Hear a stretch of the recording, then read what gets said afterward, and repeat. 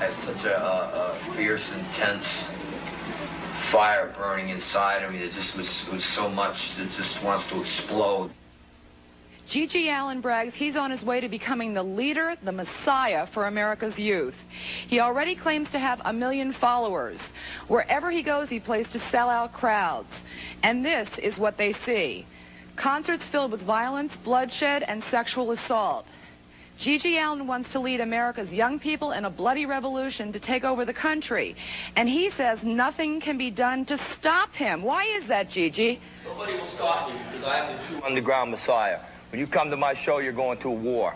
And I'm out for violence, chaos, lawlessness all the way. I don't care about anybody or anything except for myself and my mission. And your kids out there, if you got kids out there, they're going to be my kids.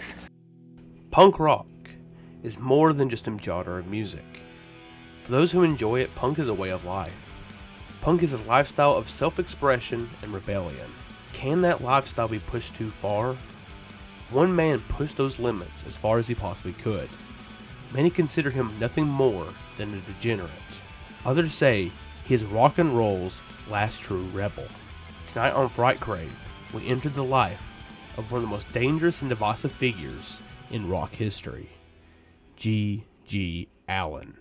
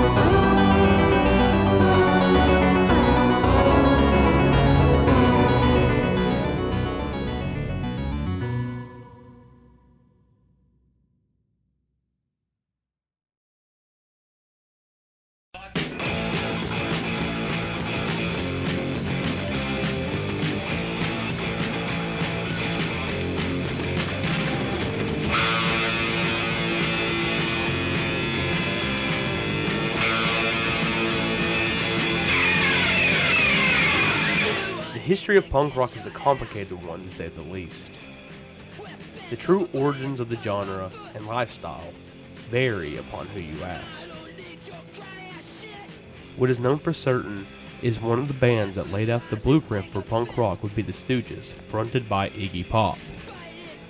The sound of the Stooges' music was very raw, a sound that would influence the genre for generations. For tonight's subject, however, it wasn't just the sound of the Stooges that influenced him. It was Iggy Pop's confrontational live performances. Iggy was known to cover his body in peanut butter on stage, as well as cut open his flesh with pieces of broken glass. GG would take that style of performance and push it as far as he possibly could, which often led to his shows being shut down. GG would even contemplate taking his life on stage for his final performance. So how did GG Allin end up becoming the frontman he was? GG Allin was born on August 29, 1956, as Jesus Christ Allin in Lancaster, New Hampshire, to parents Arletta and Merle Sr. The year prior, on September 1st, his brother and future bandmate Merle Jr. was born as well.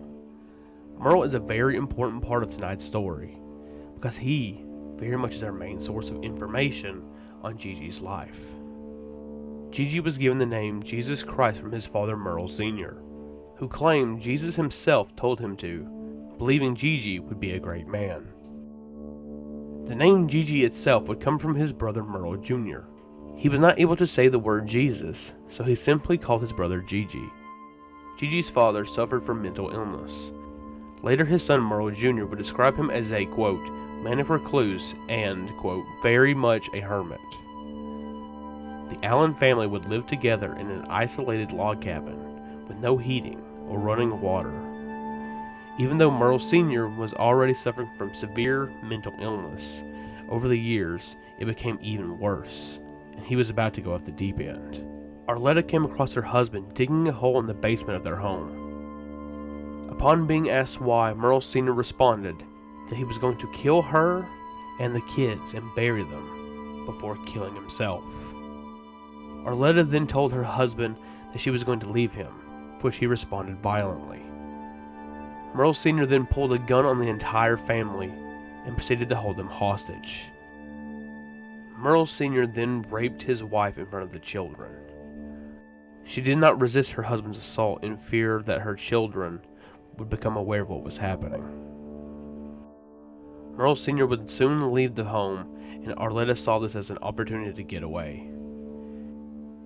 She would then hitchhike her way to her mother's house with the children. Merle Sr. would arrive later at the house and essentially kidnap the children from the grandmother's home and take them back to the log cabin. In the documentary The Allins, Arletta describes she did not like Gigi and Merle being alone with their father. It isn't directly said, yet it is insinuated that Merle Sr. acted inappropriately towards the children, or she was under the belief he would.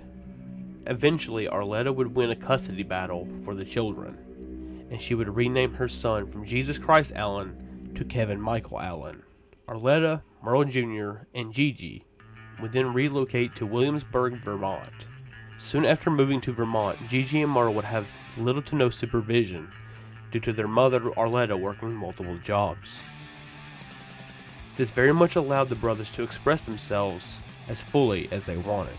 The two were huge fans of the British blues invasion of the 1960s and the glam rock movement that took over the 1970s. Gigi and Merle would take their love of bands like the New York Dolls to the next level when they donned gender-fluid clothing in a similar style of these bands. Yet it was made very difficult for them due to the small town they lived in, and they were picked on often in school. Merle is quoted saying, "Gigi took a lot of shit for it, but after a while, people ignored us, especially him, because people thought he was just out of his fucking mind." After a while, the brothers began taking schooling far less seriously. Gigi and Merle would smoke weed at recess and listen to music, because they were not planning on going to college. They were planning on being in a rock band. Gigi and Merle played in several bands, with Merle on guitar and Gigi on the drums. They played in bands like Little Sisters Date, covering songs by bands like Aerosmith and Alice Cooper, which the two would often hitchhike to go see. The two then were in a band called Malpractice, for which they covered songs by the Ramones and the Stooges. The Stooges would have a massive impact on them, especially Gigi. Iggy Pop's erratic and outlandish stage presence would be a profound influence on Gigi, and later on, he would take those antics and take them to a whole different level. Gigi and Merle would then go their own separate ways for a time to join their own respective bands.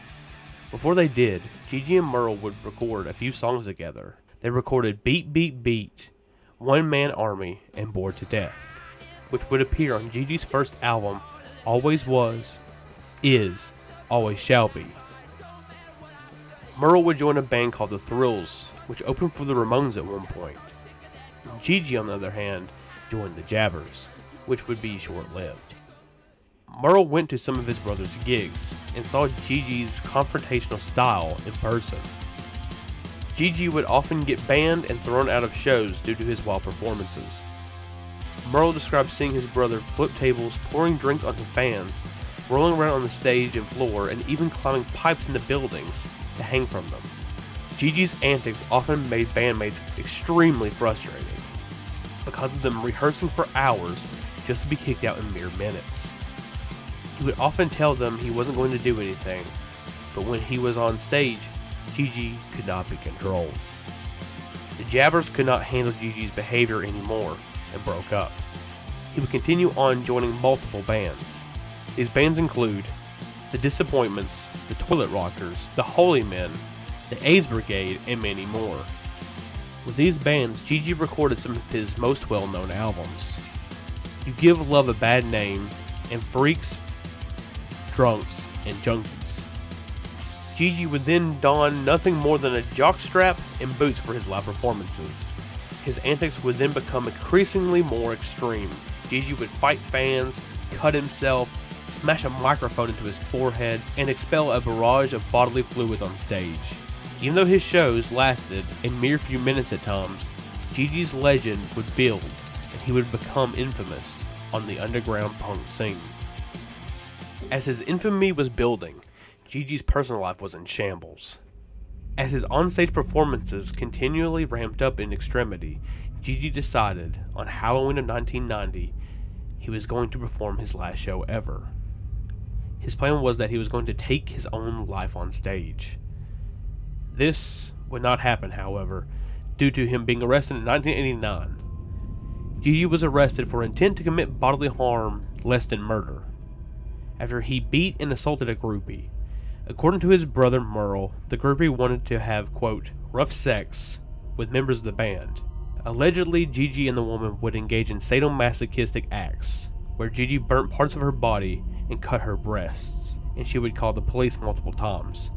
Merle said about this, quote, in the end, she wanted to marry GG, and when she said no, I guess she decided to get revenge and turned him in. GG was then sentenced to 2 years behind bars, and the date of his planned onstage suicide came and went. GG Allin would serve his sentence, and would be clean from hard drugs for the time being. Merle began talking to his brother in anticipation for his release to once again begin playing music. GG shaved his head and was filled with anger that would play itself out on stage once again, as they formed the Murder Junkies. This is GG Allin. GG is a rock and roller who makes the most wild punk groups pale in comparison. I don't know if you'll recall this, but he made the news recently, GG did, when it was revealed that he relieved himself on stage, live. Why, GG, did you feel a need to defecate in front of a live audience? Well, my body is the rock and roll temple, and my flesh, blood, and body fluids are a communion to the people. The Murder Junkies went through a series of lineup changes over the years, but the consistent members of the band at the time were GG, Merle, Bill Weber, and Dino. Dino was pretty well known as the Naked Drummer, and often before sets would shove his drumsticks up his rectum to shock and awe the audience. Dino believed he was immortal, and had a telepathic connection to the band Lunatics. One time the band put out an ad for a guitarist that was answered by D.D. Ramone of the legendary Ramones. This was very short-lived, as they only played a few rehearsals together before he just left the band entirely. The band were constantly playing shows that would last no time whatsoever. The tour began in 1992 after GG skipped parole. Quote, every fucking show was just crazy, Merle said. There was this one show in a skate park with 17 kids that got arrested. They were all underage and drinking. Dino and GG both got arrested, so we had to bail GG out, because we didn't have enough money to bail them both out. We bailed out GG, went down to Atlanta, picked up a drummer, and used them to play the show. Then we drove back to Dalton, Georgia, picked up Dino, and then drove to New Orleans for the next show. Once again, GG would be arrested, this time in Austin, Texas, for lewd behavior on stage, and jumping his parole to go on tour. He would soon be extradited to Michigan to serve the remaining time of his sentence, another year in jail. So from March of 1992 to April of 1993, the band recorded a bunch of new songs, and upon GG's release from jail, he would take use of lyrics he had written behind bars and place them over the music. Then the Murder Junkies resumed their tour across the U.S. While the band was on tour, GG decided to make multiple visits to notorious serial killer John Wayne Gacy. He befriended Chicago's Killer Clown and even had Gacy paint the soundtrack album cover for Hate It. GG also made various talk show appearances on shows hosted by the likes of Geraldo Rivera. On Geraldo Rivera's show, GG was brought onto an episode to discuss censorship in art, which went about as well as you'd probably expect. GG, is that your street clothes, or do you perform in them clothes? My street clothes. I mean, I do the same things on stage as I do off. Let me make that perfectly clear. Do you have a roommate? You must be. You will never see me out of this dog collar, ever. It seems like you hate the world. Do you hate the world? Yeah, and I hate you too. Robert, I wonder, or let me ask Betty or Patty in the front row, also from Morality and Media. Do people like GG who are so extreme, do they make the case easy, the case for censorship easy? Well, personally, somebody like GG I think is hardly worth commenting on, but in general, historically... Well, look at you for That's Chris. Well, All right, let's keep, GG, keep it clean here. We have okay? a person who is so full of anger and misery that he's about to explode. Historically, But isn't that what rock and roll is all about? It's for the real rebellious people and the real underground. It's not for people like you. Excuse me, rock and roll has nothing to do with you or your life. It's for the people like me and the people who are really angry, the real outcasts. It's not for people who wear ties and make money off it. It's for people who live it 24 hours a day. Okay, GG, stifle it. After butting heads with Geraldo and members of the audience, he was threatened to be kicked off the show. At one point, GG was asked what he thought of himself, and he responded with, quote, "I feel very highly of myself. I'm God, Jesus Christ, and Satan all in one. There is no higher power than GG Allin." End quote. This quote offended many in attendance, and they immediately cut a commercial break. Then there was GG's last televised appearance on the Jane Whitney Show. His appearance on the show, very much like the appearance of Geraldo, did not go well whatsoever. Jane and GG butted heads multiple times. GG told the audience and viewers at home, quote, their kids were going to be his kids, end quote. As he made his way onto the talk show circuit and continued to tour, GG's health was beginning to decline. They had been on the road for a month straight, and on every tour date, GG had abused his body. From his wild on-stage performances to his addictions to various substances, GG's body had simply had enough. On June 27, 1993, GG and the Murder Junkies played arguably one of, if not their most violent show. The band were playing a gig at the New York venue known as the Gas Station, for which GG prepared to play by snorting lines of cocaine with a photographer. The group were able to play about 2 songs before the show devolved into pure chaos. The mic stopped working at one point, and GG attacked multiple people in the audience. GG had busted his head open and at one point threw a bag into a window, breaking it, until eventually spilling out onto the streets of New York. After the chaos erupted in the building, the show was promptly shut down. Quote, "He was just wired out of his mind. He was strung out from having so much energy inside he couldn't release. It just spilled out into the street, up and down Alphabet City," end quote, Merle said about the show. Covered in blood and grime, GG rolled around the street as police arrived at the scene. After the chaos had settled down, GG went to party with a couple of fans, where he would last be seen alive. The following day, on June 28, 1993, GG was found dead after overdosing on heroin. No one had noticed he had passed throughout the night, and when he was found, Merle was called on the phone, letting him know of his brother's passing. In the days before his death, GG talked about dying and how he wanted his funeral to be a party.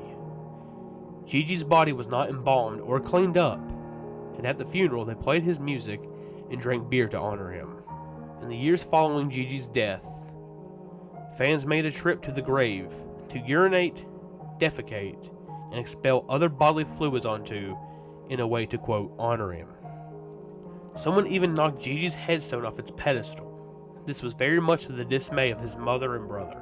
Arletta says she hated her son, but loved who she knew him as, Kevin. She loved her son dearly, and often would spend time with him when he wasn't in the area. Meanwhile, Merle to this day keeps the memory of his brother alive by selling merchandise of GG. GG even has an exhibit in the Museum of Death, with many of GG's belongings on display. GG's memory is also kept alive by other bands who have covered songs by him, such as Faith No More, CK.AG, and Hank Williams III. The Murder Junkies are still around and still perform to this day, with relatively the same lineup as they once did in the 90s. They were supposed to have a tour of Latin America in 2020, but that was postponed due to the COVID-19 pandemic. Quote, GG Allin is an entertainer with a message to a sick society. He makes us look at for what we really are. The human is just another animal who is able to speak freely, to express himself clearly. Make no mistake about it, behind what he does is a brain." End quote. A quote from friend and serial killer John Wayne Gacy. In conclusion, GG's story leaves us with questions. How far can art truly go? And should his legacy and infamy be remembered? That all depends on you, yourself.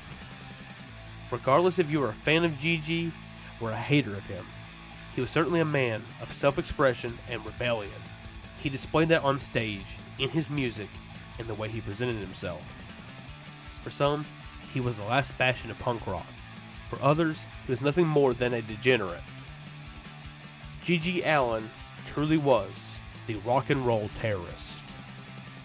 Good night, everyone.